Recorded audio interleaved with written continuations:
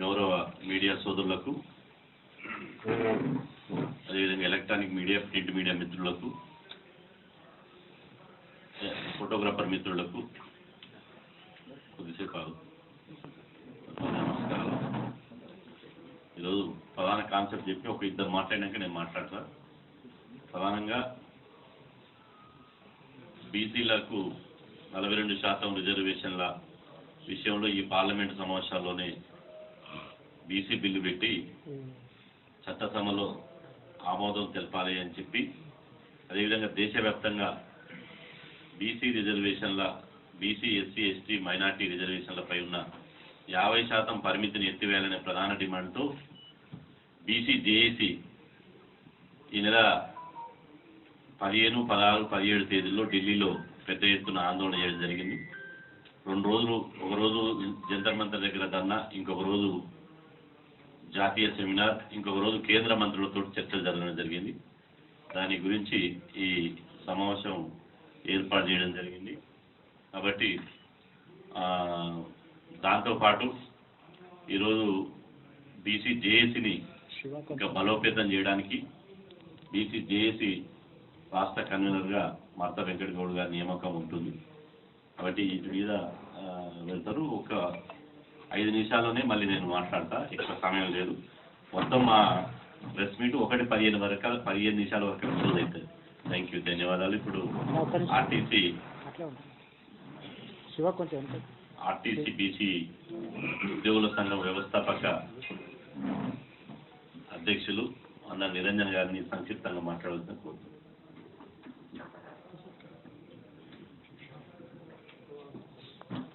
Media మిత్రులకు, సోదరులకు, సోదరులకు, మన జేఏసీ చైర్మన్ గౌరవనీయులు పెద్దలు శ్రీనివాసన్న గారికి, అట్లాగే కోకన్నూరు కృష్ణన్న గారికి, మిత్రులారా, ఏదైతే బీసీలకు 42% రిజర్వేషను ఇవ్వాలనేటువంటి డిమాండ్తోని అనేక కార్యక్రమాలు, ఉద్యమాలు తీసుకొని అనేకంటే ఉండనే 15% అగ్రవర్ణాలకు రిజర్వేషన్ కల్పించారు. మరి ఇవాళ ఇంత పోరాటం చేస్తున్నప్పుడు కూడా ఈ రిజర్వేషన్ కల్పించకుండా కాలయాపన చేస్తుంది కేంద్ర ప్రభుత్వం. కాబట్టి ఈ బాధ్యత మొత్తం కేంద్ర ప్రభుత్వానికి. కేంద్ర ప్రభుత్వం తక్షణమే నిర్ణయం తీసుకొని ఈ పార్లమెంట్లో బిల్లు పెట్టనట్టయితే దేశవ్యాప్తంగా సీనన్న గారి యొక్క నాయకత్వంలో పెద్ద ఉద్యమ నిర్మాణమే జరిగి ఉద్యమించిన పరిస్థితి వస్తుంది. ప్రభుత్వ ఉద్యోగులకు కూడా ప్రమోషన్లో రిజర్వేషన్ ఇవ్వాలని, క్రిమిలేయర్ ఎత్తివేయాలని ఈ డిమాండ్స్ చేస్తూ త్వరలోనే కార్యక్రమాలు కూడా కార్యాచరణ అనేది తీసుకోవడం జరుగుతుంది. ఉద్యమాన్ని మరింత విస్తరింపజేసేసి బీసీల సత్యంలో భవిష్యత్తులో కేంద్ర ప్రభుత్వానికి చూపించవలసిన బాధ్యత ఇలా నాయకత్వం మీద ఉంది. ఇప్పటికైనా మించిపోయింది లేదు. అడగకుండానే 10% ఇచ్చినటువంటి కేంద్ర ప్రభుత్వం ఇన్ని పోరాటాలు చేస్తుంటే ఎందుకు నిమ్మకు నీరెత్తినట్టుగా ఉంది కేంద్ర ప్రభుత్వాన్ని అని ఇవాళ అడుగుతున్నాం. కాబట్టి తక్షణమే ఈ యొక్క కేంద్ర ప్రభుత్వం, బీజేపీ గవర్నమెంట్ ఈ పార్లమెంట్లో బిల్లు పెట్టాలని చెప్పేసి ఈ సందర్భంగా గుర్తు చేస్తా ఉన్నాం. అదేవిధంగా ఈ బీసీ ఉద్యమానికి మద్దతుగా రేపు 23వ తారీఖు నాడు సంగీత్ దగ్గర డీమార్ట్ 2nd ఫ్లోర్లో రాష్ట్ర జనరల్ బాడీ మీటింగ్ ఏర్పాటు చేయడం జరిగింది. టీజీఎస్ఆర్టీసీ బీసీ ఉద్యోగుల సంక్షేమ సంఘం రేపు ఈ అంశాలు కూడా చర్చించేసి ఆ సమావేశానికి జాతీయ అధ్యక్షుడు, బీసీ జేఏసీ చైర్మన్ జాజర్ సినన్న చీఫ్ గెస్ట్గా వస్తున్నారు. అదేవిధంగా కో చైర్మన్గా కృష్ణన్న గారు వస్తున్నారు. ఆ రోజు ఖచ్చితంగా నిర్ణయం తీసుకుంటాం.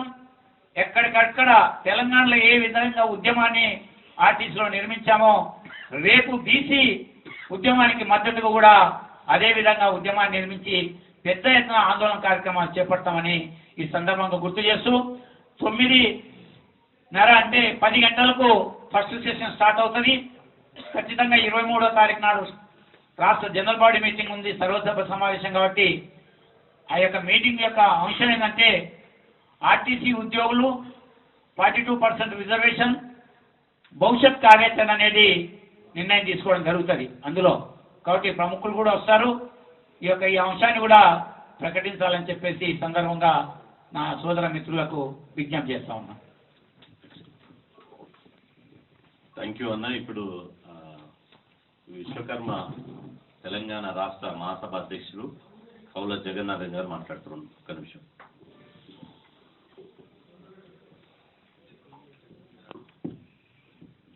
అఖిల భారత విశ్వకర్మ మహాసభ తెలంగాణ రాష్ట్ర అధ్యక్షుడు కౌల జగన్నాథం, మన పత్రిక విలేకరులు ప్రతి ఒక్కరికి పేరు పేరున ధన్యవాదాలు.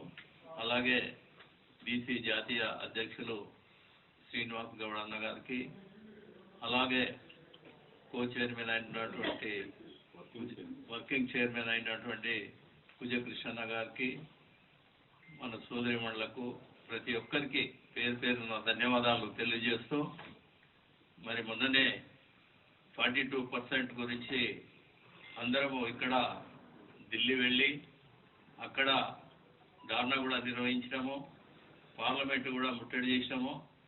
ఎందుకంటే మొన్న ఎలక్షన్ లోపల కూడా వాళ్ళు ఎన్ని జనరల్ సీట్ ఇచ్చినా కూడా మన బీసీ అభ్యర్థులే చాలామంది గెలిచారు.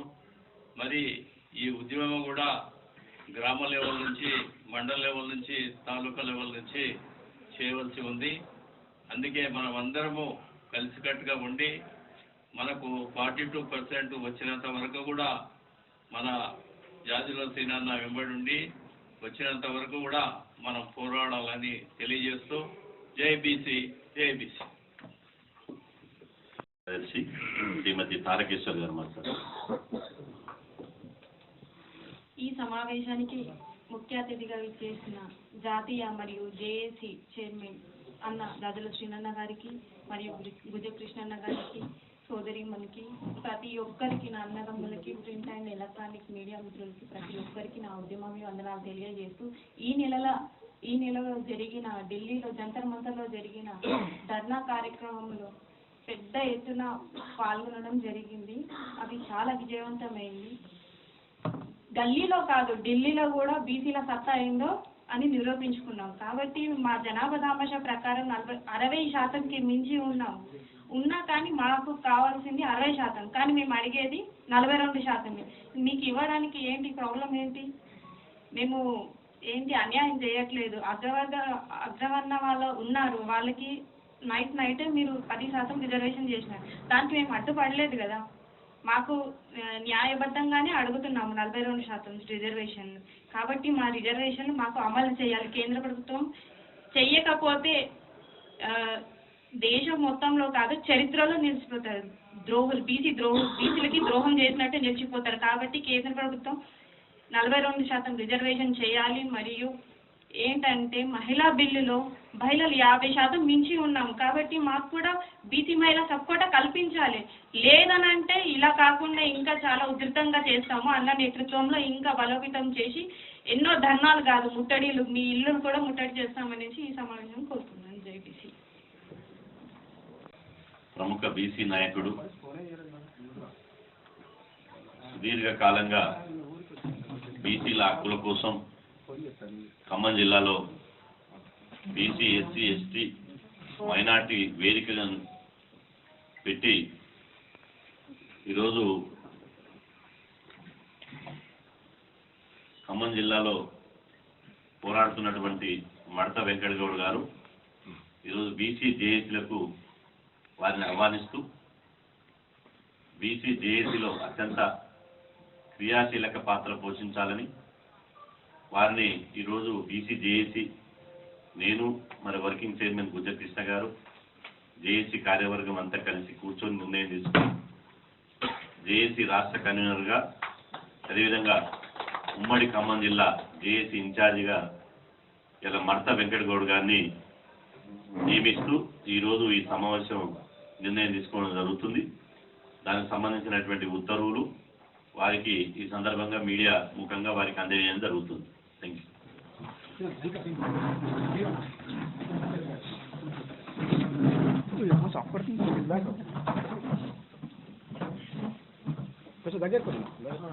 అన్న క్లోజ్ ఉంది, కొంచెం క్లోజ్ ఉంది.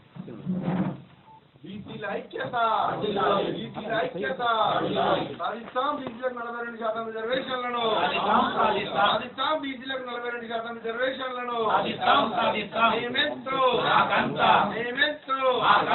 బీసీల ఐక్యత, రాజుల సీనన్న నాయకత్వం, బీసీల ఐక్యత, జై బీసీ, జై బీసీ, బీసీలకు 42% రిజర్వేషన్లను, బీసీలకు 42% రిజర్వేషన్లను, 42% రిజర్వేషన్లను, సాధిస్తాం బీసీలకు 42% రిజర్వేషన్లను, జై బీసీ, జై బీసీ, జై బీసీ, బీసీల ఐక్యత.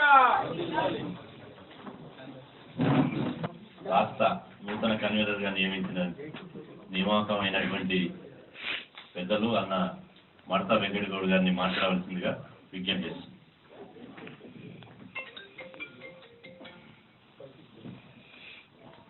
ముందుగా రాష్ట్ర బీసీ సంఘాల జేఏసీ చైర్మన్ గారికి, జాజుల శ్రీనివాసరావు గారు, అదేవిధంగా జేఏసీలో ఉన్నటువంటి కమిటీ ప్రధాన సభ్యులందరికీ, వేదికను అలంకరించినటువంటి ప్రజలందరికీ పేరు పేరున నమస్కారాలు తెలియజేసుకుంటూ, నాకు ఈరోజు కల్పించినటువంటి బాధ్యతకు కృతజ్ఞతగా తెలియజేస్తున్నాను. నేను వరంగల్ జిల్లా నెక్కొండ గ్రామంలో ఉన్నటువంటి వ్యక్తిని.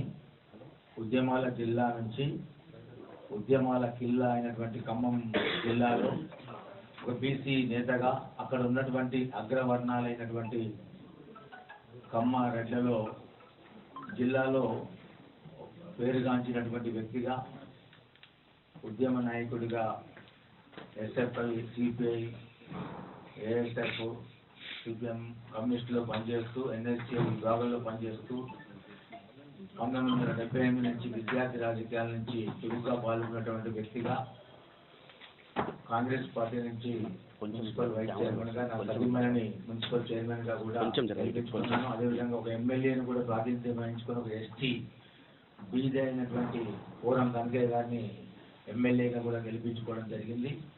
ముఖ్యంగా ఏదైతే నేను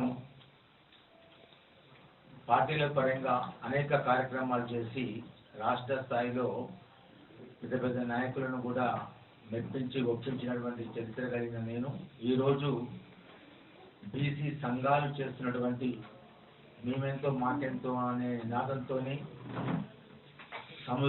సముచిత స్థాయిలో 42% రిజర్వేషన్ని ఏదైతే రాష్ట్ర ప్రభుత్వము తీసుకున్నటువంటి నిర్ణయానికి వెనుకడుగు వేయకుండా వారు ఉద్యమాన్ని ముందుకు నడిపిస్తున్నటువంటి దానిలో ఆకర్షితుడనై ఖచ్చితంగా నేను కూడా బీసీ సంఘాలలో పాల్గొనాలని ఆ రోజు ఇందిరా పార్క్ వద్ద జరిగినటువంటి సమావేశంలో పాల్గొని నా యొక్క విధానాన్ని అన్నగారికి, కమిటీ సభ్యులకి తెలియజేయడం జరిగింది. దానికి వారు నాపై ఉంచినటువంటి బాధ్యతను ఏదైతే ప్రజలు ఆశిస్తున్నారో వారికి తగ్గట్టుగా కార్యక్రమాలు రూపొందించుకొని ముందుకు సాగుతున్నారు. అందుకు నేను పాలు పంచుకుంటానని తెలియజేస్తూ, ఢిల్లీలో జరిగినటువంటి సదస్సు కూడా అన్న ఆహ్వానించినటువంటి మేరకు అప్పుడే నేను కూడా ఢిల్లీ వెళ్ళడం జరిగింది. మొట్టమొదటిసారి ఢిల్లీలో బీసీ గర్జన వినిపించినటువంటి సందర్భంగా అక్కడ ఉన్నటువంటి కాంగ్రెస్ పార్టీ పెద్దలు హనుమంతరావు గారు, తర్వాత వీరందరూ కూడా అన్న తీసుకున్నటువంటి సమావేశానికి కుంతియా గారితో సహా రావడం జరిగింది. అదేవిధంగా టీఆర్ఎస్ పార్టీ నుంచి కూడా రాజ్యసభ సభ్యులు అధిరాజ్ రవిచంద్ర గారు కూడా, శ్రీనివాస్ గౌడ్ మాజీ మంత్రి గారు కూడా రావడం జరిగింది.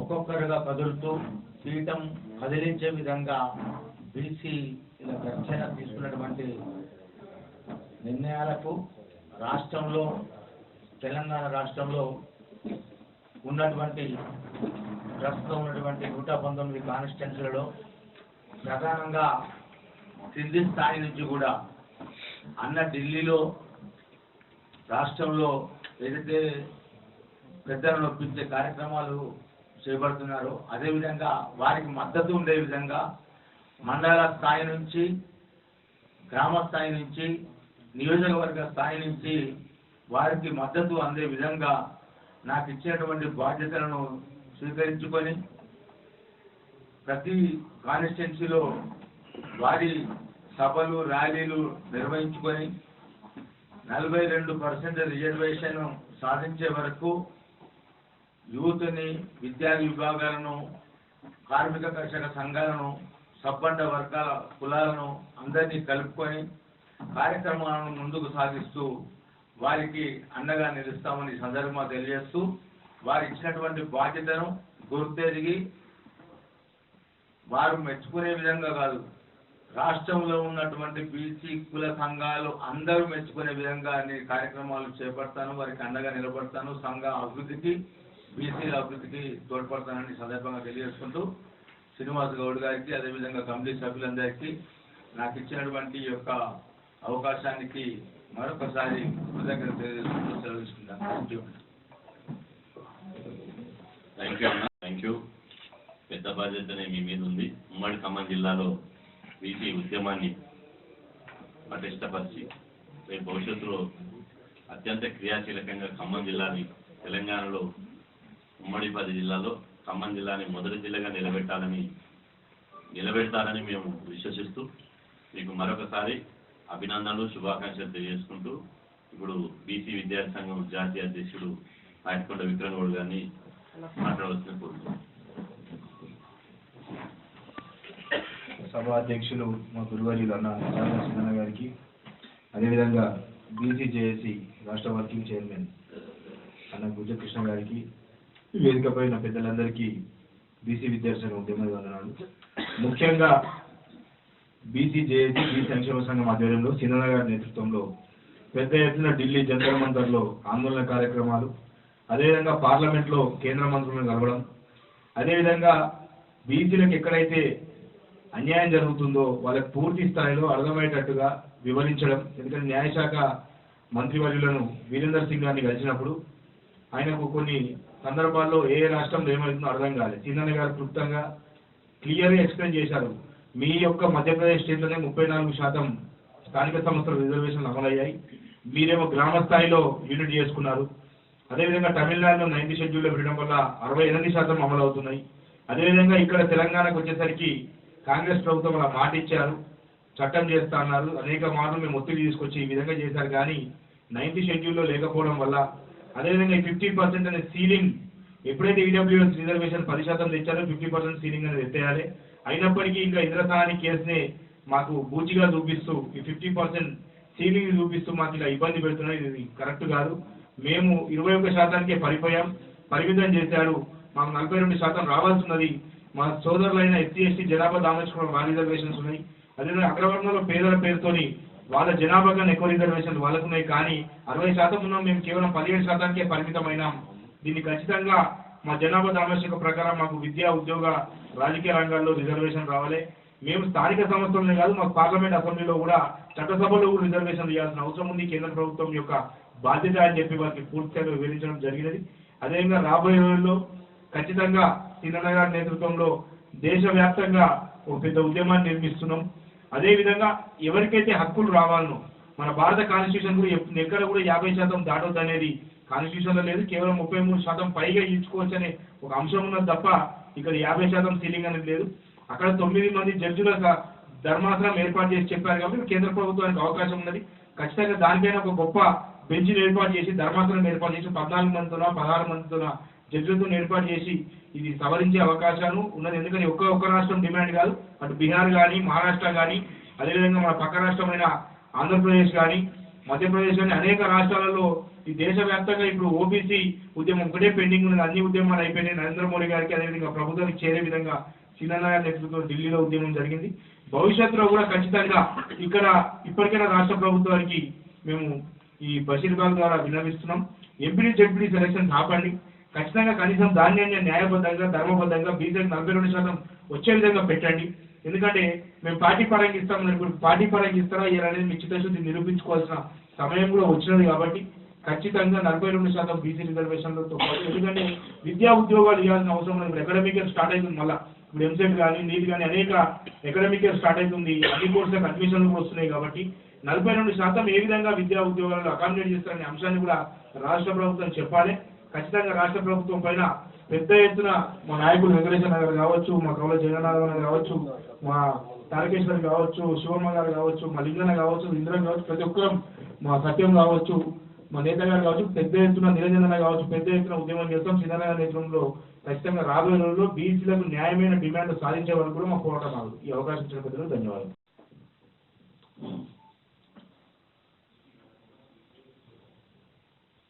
ఈరోజు 19వ తారీఖు శీతాకాల పార్లమెంట్ సమావేశాలు ఈ రోజుతో ముగుస్తున్నాయి.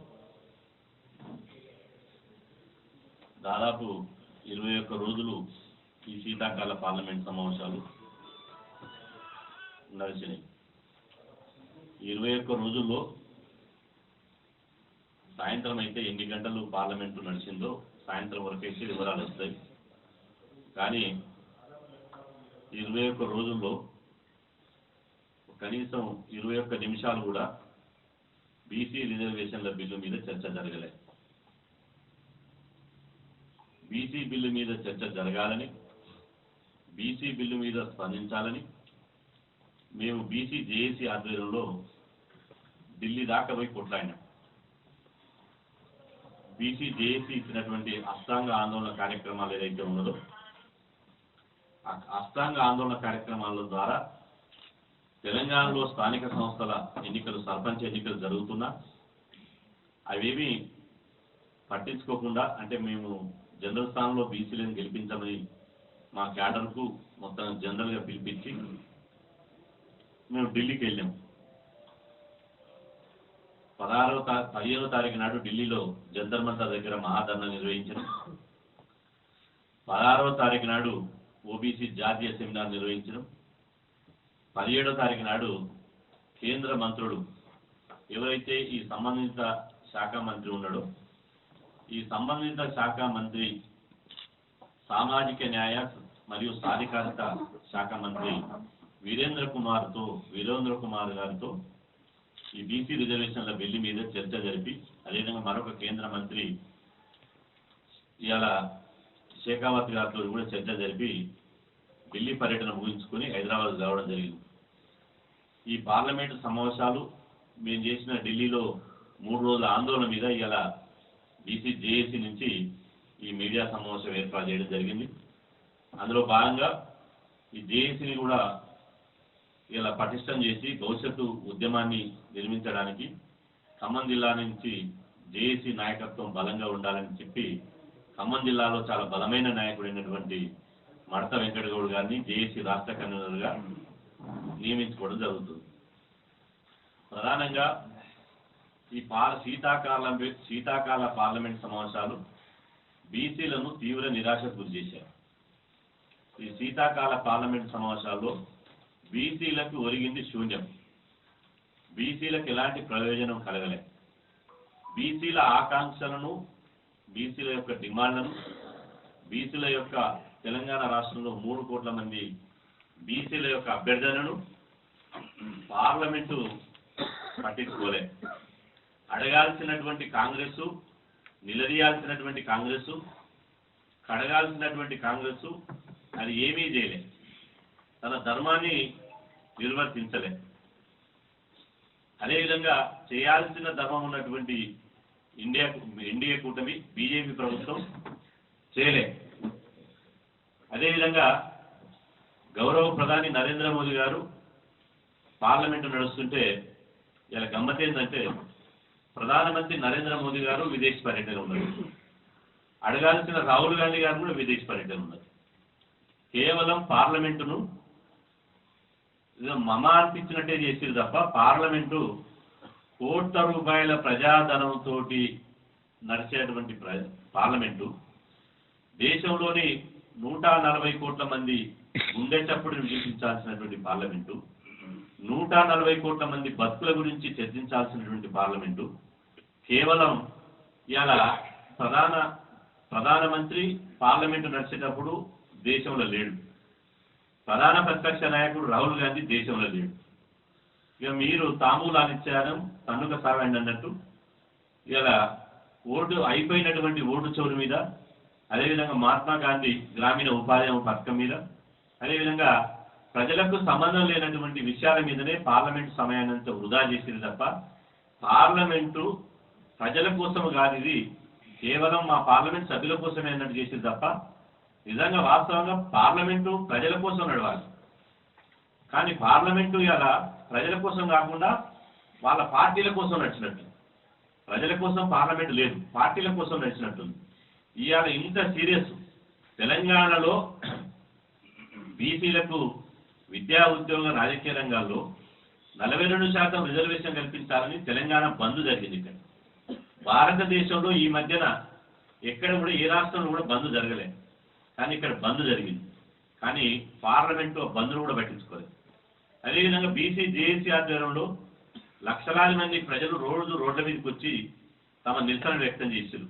అయినా కూడా ఆ నిరసన పట్టించుకోలేదు. ఈరోజు ఇంకా గమ్మత్తైన విషయం ఏంటంటే ప్రధానమంత్రి విదేశీ టూర్లో ఉంటాడు, ప్రతిపక్ష నాయకుడు విదేశీ టూర్లు ఉంటాడు, అదేవిధంగా ముఖ్యమంత్రి ఏమో ఢిల్లీలో ఉంటాడు. ముఖ్యమంత్రి రేవంత్ రెడ్డి గారు 4 రోజులు ఢిల్లీలో ఉన్నాడు, 4 రోజులు ఢిల్లీలో ఉన్నాడు. పార్లమెంటు నడిచేటప్పుడు 3 సార్లు ఢిల్లీ పర్యటన చేపట్టిండు రేవంత్ రెడ్డి గారు. 3 సార్లు ఢిల్లీ పర్యటన చేపట్టినప్పుడు కేంద్ర మంత్రులను కలిసిండు, అదేవిధంగా ఢిల్లీలో అనేక మందిని కలిసిండు. బీసీ రిజర్వేషన్ల మీద ఊసే ఎత్తలే, కనీసం కేంద్ర మంత్రుల దగ్గర ప్రస్తావన తీసుకురాలే. అదేవిధంగా అఖిల పక్షాన్ని తీసుకొని ప్రధానమంత్రిని కలిసేటువంటి ప్రయత్నం చేయలే. కనీసం ప్రధానమంత్రిని కలిసే ప్రయత్నం పక్కన పెట్టు, కానీ వాళ్ళ పార్టీ అధ్యక్షుడైనటువంటి మల్లికార్జున ఖర్గే ఢిల్లీలో ఉన్నాడు, రాహుల్ గాంధీ గారు ఉన్నారు, సోనియా గాంధీ గారు ఉన్నారు, ప్రియాంక గాంధీ గారు ఉన్నారు. ఈ నలుగురు ఉన్నప్పటికీ కూడా ఇలా రేవంత్ రెడ్డి గారు 4 రోజులు ఢిల్లీలో ఉన్నాడు. అదేవిధంగా పార్లమెంట్ నడిచేటప్పుడు 3 సార్లు ఢిల్లీ పర్యటన చేపట్టిండు. కనీసం వాళ్ళ నాయకత్వంతో అయినా ఈ సమస్యను పార్లమెంట్లో ప్రస్తావించలే. అంటే బీజేపీ కాంగ్రెస్ ఈ విషయంలో బీసీ రిజర్వేషన్ల విషయంలో దొందుతుండే ఇద్దరు చీకటి ఒప్పందం చేసుకున్నారు. రేవంత్ రెడ్డి, కిషన్ రెడ్డి చీకటి ఒప్పందం ద్వారానే ఇదంతా బీసీ రిజర్వేషన్ అంశం అనేది పార్లమెంటులో చర్చకు రాలేదు. బీసీలకు మరొకసారి అన్యాయం జరిగింది. ఎందుకంటే మేము గతంలో కూడా చెప్పినాం, కిషన్ రెడ్డి గారు సర్పంచ్ ఎన్నికలు పెట్టాలని వారు డిమాండ్ చేశారు. రేవంత్ రెడ్డి గారు నిర్ణయం తీసుకున్నారు. మీరు చూడండి ఎంత గమ్మతి విషయం అని చెప్పి, కిషన్ రెడ్డి గారు ఢిల్లీలో సాయంత్రం 5 గంటలకు డిమాండ్ చేస్తే రేవంత్ రెడ్డి గారు నైట్ 11 గంటలకు నిర్ణయం తీసుకున్నారు. ఈ రోజు కూడా పేపర్లలో మీడియాలో చూడండి, ఇవాళ బీసీ రిజర్వేషన్లు ఎక్కడ మళ్ళీ అమలు జరుగుతాయని చెప్పి బీజేపీ నాయకుడు ఏలేటి మహేశ్వర్ రెడ్డి డిమాండ్ చేసిండు. ఇవాళ మీడియాలో చూడండి, వెంటనే ఎంపీటీసీ జెడ్పీటీసీ ఎన్నికలు నిర్వహించాలి అని ఆయన డిమాండ్ చేసింది. నిన్న సాయంత్రం 5 గంటలకు రేవంత్ రెడ్డి గారు స్పందిస్తూ నేను త్వరలోనే అసెంబ్లీ సమావేశాలు పెట్టి నిర్ణయం తీసుకుంటాం అని. కానీ అదే రేవంత్ రెడ్డి గారి చిత్తశుద్ధి ఉంటే మేము 3000 కోట్లు గ్రామీణ వ్యవస్థకు రావాల్సినటువంటి నిధులు అయిపోతాయని ఇలా సర్పంచ్ ఎన్నికలు పెట్టినవే తప్ప ఇవాళ 42% అనేది మా కమిట్మెంట్ కామారెడ్డి డిక్లరేషన్. కాబట్టి మేము కామారెడ్డి డిక్లరేషన్ కట్టుబడిన తర్వాతనే ఎంపీటీసీ జెడ్పీటీసీ ఎన్నికలు పెడతామని రేవంత్ రెడ్డి గారు చెప్పాలి. చెప్పలే. మహేశ్వర్ రెడ్డి గారు ఏది డిమాండ్ చేసిండో మొన్న కిషన్ రెడ్డి చేసిండు, నిన్న మహేశ్వర్ రెడ్డి చేసిండు.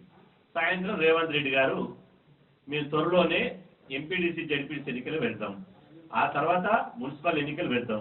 అంటే 42% రిజర్వేషన్ల మీద ఈ రెడ్డిలంతా ఎంత కుట్ర పండుతుందో ఇవాళ కిషన్ రెడ్డి, రేవంత్ రెడ్డి, మహేశ్వర్ రెడ్డి, ఇంకో రెడ్డి కుట్రలు అన్నీ బీసీలకు రిజర్వేషన్లు పెంచకుండా కుట్రలు చేస్తున్నారు. దీన్ని బీసీ సమాజం గమనించాలి. ఎట్టి పరిస్థితుల్లో మిమ్మల్ని వదిలిపెట్టే ప్రసక్తే లేదు. మిమ్మల్ని ఈరోజు గతంలో 2018లో జరిగినటువంటి సర్పంచ్ ఎన్నికల్లో ఇలా బీసీ రిజర్వేషన్ 23% అమలైతే 2025లో జరిగిన సర్పంచ్ ఎన్నికల్లో ఇవాళ బీసీ రిజర్వేషన్ 17% కుదించింది. కుదిస్తే ఆగిందా? బీసీలంతా రాజకీయ చైతన్యమై ఇలా మొత్తంగా బీసీలు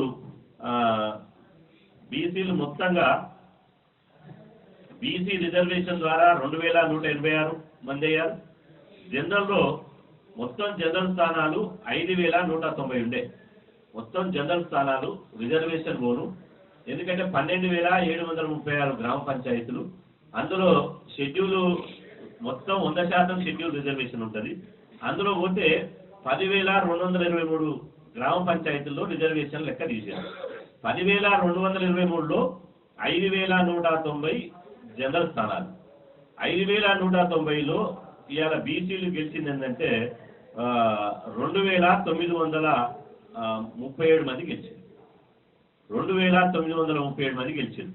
అంటే మొత్తంగా చూసుకుంటే బీసీలు 5,123 మంది గెలిచారు. అంటే 51% మధ్యలో గెలిచారు. 50% గెలిచారు అనుకో. అంటే బీసీలు 50% గెలిచారు. అంటే ఈ పార్టీ గుర్తులు లేవు కాబట్టి, పార్టీ బీఫాము లేవు కాబట్టి బీసీలు తన్నుకొని పోటీ చేసి గెలిచారు. బీసీల రాజకీయ చైతన్యానికి ఇది నిదర్శనం. బీసీల యొక్క రోజు రోజుకు తెలంగాణ రాష్ట్రంలో బీసీలే గెలవగలరు, బీసీలు తమ ఓటు తాము వేసుకోగలరు, బీసీల ఓటు బీసీలకే నినాదం ఇలా బలంగా పనిచేస్తుంది అనడానికి తెలంగాణ రాష్ట్రంలో గెలిచినటువంటి సర్పంచుల సంఖ్య ఒక ఉదాహరణ. ఎందుకంటే మీరు చూడండి, జూబ్లీహిల్స్ ఉప ఎన్నికల్లో ఇలా బీఆర్ఎస్ పార్టీ నుంచి ఒక అగ్రకులం, బీజేపీ నుంచి ఒక అగ్రకులం నిలబడితే కాంగ్రెస్ పార్టీ బీసీకి ఇచ్చింది. కాంగ్రెస్ పార్టీ ఉన్నోళ్ళకు కూడా బీసీ గెలవద్దని ఉండే. కానీ గెలుపు గుర్రాలు అగ్రకులాలే కాదు, ఈ పిడికల శాతం లేని వాళ్ళు గెలుపు గుర్రాలు కాదు. ఈ గెలుపు గుర్రాలంటే బీసీని అని చెప్పి జూబ్లీహిల్స్ ఎన్నికల్లో బీసీ గెలిచింది. ఆ తర్వాత అదే ప్రభంజనం ఇలా పల్లెపూరులో బీసీలు తమకు తాము పట్టం కట్టుకున్నారు. తమ ఓటు ద్వారా, తమ రాజకీయ చైతన్యం ద్వారా ఇలా జనరల్ స్థానాల్లో కూడా డబ్బును, మద్యాన్ని, అగ్రకుల ఆధిపత్యాన్ని, అదేవిధంగా చాలా చోట్ల ఇప్పటికీ కూడా మాకు రాత్రి ఫోన్ వచ్చింది 11 గంటలకు. దేవరకొత్తల నియోజకవర్గంలో ఒక రెడ్డి మీద బీసీ గెలిస్తే ఇలా ఆ బీసీ బయటికి వెళ్లకుండా తాళం వేసి ఇంటి మీద రాలేస్తున్నారు. బీసీలు గెలిచిన చోట అగ్రకులాలకు సంబంధించినటువంటి ఎమ్మెల్యేలు మీకు నిధులు ఇవ్వం, అదేవిధంగా మేము రానియం, మీరు మీ సంగతి చూస్తామని అంటున్నారు. అయినప్పటికీ కూడా ఈ పార్టీ ఆ పార్టీ అనేది కాదు, అది బీఆర్ఎస్ఆ, కాంగ్రెసా, బీజేపీ అనేది కాదు. ఇండిపెండెంట్గా గెలిచారు, అదేవిధంగా పార్టీల మద్దతు తీసుకొని గెలిచారు. నాకు తెలిసి పార్టీ గుర్తు లేదు కాబట్టి పార్టీలు తమకు తాము ఎక్కడ మేము ప్రభావం కోల్పోతామో, ఉనికిని కోల్పోతామో అని చెప్పి ఇలా ఒక దిక్కు కేటీఆర్, ఒక దిక్కు రేవంత్ రెడ్డి గారు, ఒక దిక్కు రామచంద్రరావు గారు తమకు తామే గెలిచినాం అంటున్నారు. ఇది మీ గెలుపు కాదు. 3 పార్టీలకు నేను చెప్పేది ఏంటంటే బీఆర్ఎస్, బీజేపీ, కాంగ్రెస్ మేము చెప్పేది ఏంటంటే ఇది మీ గెలుపు కాదు. ఎందుకంటే మీ గెలుపు ఎప్పుడు అనాలే? మీ పార్టీ గుర్తుల మీద ఓటు వేసినప్పుడు మీ గెలుపు అనాలి. కానీ ఇలా సర్పంచ్ ఎన్నికలు ఏంటంటే, సర్పంచ్ ఎన్నికలు ఎట్లా జరిగినాయో మీడియాలో మేము చూసినాం. విచిత్రం ఏంటంటే బీజేపీకి, కమ్యూనిస్టులకు ఉప్పు నిప్పు ఉంటుంది, వాళ్ళు ఎప్పుడు కూడా కలవరు. ఎడమొఖం పెడమొఖం ఉంటుంది, వాళ్ళు ఎప్పుడు కూడా కలవరు. కానీ గ్రామీణ స్థాయిలో బీజేపీ, సిపిఎం కలిసి పోటీ చేసింది. అదేవిధంగా ఈవెన్ ఇప్పుడు కాంగ్రెస్, బీఆర్ఎస్ అనుకుంటున్నారు కదా, ఒకరి మీద ఒకరు కత్తులు చూసుకుంటున్నారు కదా, బీఆర్ఎస్, కాంగ్రెస్ కలిసి పోటీ చేసినాయి. అదేవిధంగా కాంగ్రెస్, బీజేపీ కలిసి పోటీ చేసినాయి.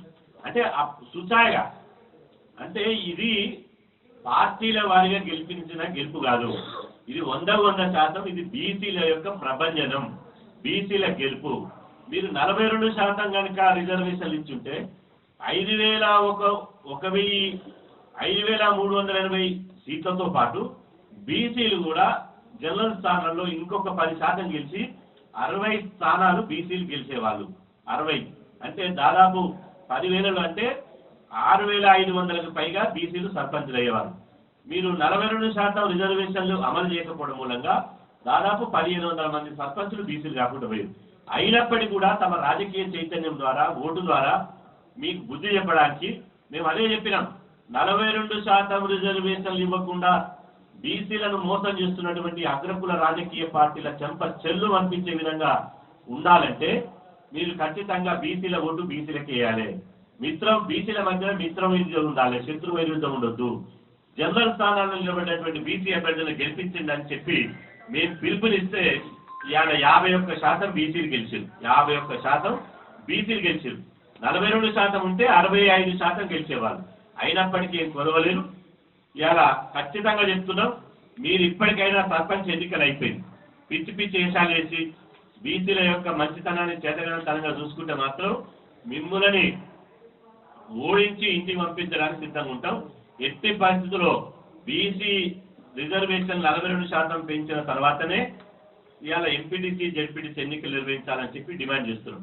నేను చివరిగా చెప్పేది ఏంటంటే, ఇవాళ మొన్న జంతర్ మంతర్ దగ్గర మేము ధర్నా చేసినప్పుడు కాదు, కాంగ్రెస్ వాళ్ళు ధర్నా చేసినప్పుడు జంతర్ మంతర్ దగ్గర ధర్నా చేసినప్పుడు తెల్లారి రాష్ట్రపతిని కలవాలని చెప్పి నిర్ణయించుకుంది. అప్పుడు అపాయింట్మెంట్ అడిగినాం అన్నారు, కలవలేదని చెప్పింది. ఇప్పుడు రాష్ట్రపతి గారు హైదరాబాద్లో ఉన్నారు. నాకు తెలిసి 22వ తారీఖు వరకు ఆమె గౌరవ రాష్ట్రపతి గారు హైదరాబాద్లోనే ఉంటారు. రేవంత్ రెడ్డి గారికి బీసీల పట్ల ఏమాత్రం చిత్తశుద్ధి ఉన్నా, కించెత్తు చిత్తశుద్ధి ఉన్నా, ఇంచు మండల చిత్తశుద్ధి ఉన్నా రేవంత్ రెడ్డికి రాష్ట్రపతి గారు ఇక్కడే ఉన్నారు కాబట్టి అఖిల పక్షాన్ని తీసుకుని రాష్ట్రపతిని కలువు. నీకు నిజంగా బీసీల పట్ల ప్రేమ ఉంటే, నీకు నిజంగా చిత్తశుద్ధి ఉంటే రేవంత్ రెడ్డి గారు ఈ అవకాశాన్ని తీసుకో. ఎట్టి పరిస్థితుల్లో ఈ రాష్ట్రంలోనే రాష్ట్రపతి గారు ఉన్నారు కాబట్టి ఇక ఆమె మీ అపాయింట్మెంట్ను రిజెక్ట్ చేయడానికి వీలే లేదు. మీరు ఖచ్చితంగా బీఆర్ఎస్ని, బీజేపీని, ఎంఐఎంను, సిపిఐ, సిపిఎం, జనసమితి, బీసీ సంఘాలు అందరూ తీసుకుపోయి రాష్ట్రపతి దగ్గర కూర్చోబెట్టు. నీకు మంచి అపరిస్తున్నా, నువ్వు 4 రోజులు పోయినావు ఢిల్లీలో, ఏడున్నావో తెలియదు, ఏమైందో తెలియదు. 4 రోజులు ఉన్నావు, 4 రోజులు 4 నిమిషాలు కూడా బీసీల గురించి మాట్లాడలే, పార్లమెంట్ పోలే, మీ పార్టీ నాయకులతో మాట్లాడలే, అఖిల పక్షం తీసుకుపోలే. అప్పుడే నీ బండారం బయటపడ్డది బీసీల గురించి నువ్వు మాట్లాడమని. ఇప్పటికైనా మళ్ళా అవకాశం ఇస్తున్నాం. రాష్ట్రపతి గారు హైదరాబాద్ పర్యటనలో ఉన్నారు, తెలంగాణ పర్యటన ఉన్నారు. మీకు చిత్తశుద్ధి ఉంటే రాష్ట్రపతి దగ్గరికి అఖిల పక్షాన్ని తీసుకొని పోయి కలు. బీసీ బిల్లు మీరు పంపించినటువంటి బీసీ రిజర్వేషన్ల బిల్లు రాష్ట్రపతి దగ్గరికి పోయి 8 నెలలైంది. 8 నెలలలో రాష్ట్రపతి గారు ఏమైంది మేము పంపిన బిల్లు అని చెప్పి నిలది. ఒకవేళ రాష్ట్రపతి గారు మీకు సమయం ఇవ్వలేదు అనుకో, రాష్ట్రపతి పర్యటన బహిష్కరిస్తున్నామని చెప్పు. నేను బీసీల కోసమే రాష్ట్రపతి గారు హైదరాబాద్కు వచ్చినా ఈ తెలంగాణలో ఉన్నటువంటి 3 కోట్ల మంది బీసీల ఆకాంక్షలను రాష్ట్రపతి గారు గౌరవించలే, రాష్ట్రపతి గారు కనీసం దీని గురించి డిస్కస్ చేయలే, రిజెక్ట్ చేయలే, పార్లమెంట్ పంపించలే. కాబట్టి మమ్మల్ని నిర్లక్ష్యం చేసినటువంటి రాష్ట్రపతి గారికి మేమెందుకు గెలవాలి అని చెప్పి ధైర్యం ఉంటే మీకు రాష్ట్రపతి యొక్క అపాయింట్మెంట్ తిరస్కరించు. లేదు బీసీల పట్ల చిత్తశుద్ధి ఉంటే అఖిల పక్షాన్ని తీసుకొని రాష్ట్రపతిని కలువు. లేకపోతే మాత్రం మీరు రాష్ట్రపతిని కలవకపోతే మేము కూడా రాష్ట్రపతి సమయం అడుగుతున్నాం. ఇవ్వరు, రాష్ట్రపతి సమయం ఇవ్వకపోతే ఏ నిమిషంలో ఏ గంటలైనా మేము రాష్ట్రపతి భవన్ను 1000 మందితో ముట్టడిస్తాం. మా బీసీల తడాకిందో ఆమె బిల్లు పెట్టుకొని ఆమె బిల్లు రిజెక్ట్ చేయకుండా, ఆ బిల్లును ఏమి చేయకుండా బీసీల జీవితాలతో చెలగాటమాడింది. మా జీవితాలతో చెలగాటమాడినప్పుడు మా తెలంగాణ గడ్డ మీద ఆమెకు అడుగు పెట్టి అక్కెక్కడి, ఆ తెలంగాణలో ఉండే అటువంటి అక్కెక్కడి, మా గురించి మాట్లాడినటువంటి రాష్ట్రపతి పర్యటన దేనికి? కాబట్టి ఇద్దరు రేవంత్ రెడ్డి గారు కలిస్తేనే ఓకే, కలవకపోతే మాత్రం రేవంత్ రెడ్డి ఇంటి ముట్టడిస్తాం. కలవకపోతే ఒకవేళ కలిసిన రాష్ట్రపతి గారు ఆమోదించకపోతే మాత్రం 22 తారీఖు లోపు మేము చెప్పకుండా ఏ క్షణమైనా ఏ రోజైనా రాష్ట్రపతి భవన్ను హైదరాబాద్లో ముట్టడిస్తామని చెప్పి సందర్భంగా హెచ్చరిస్తున్నాం.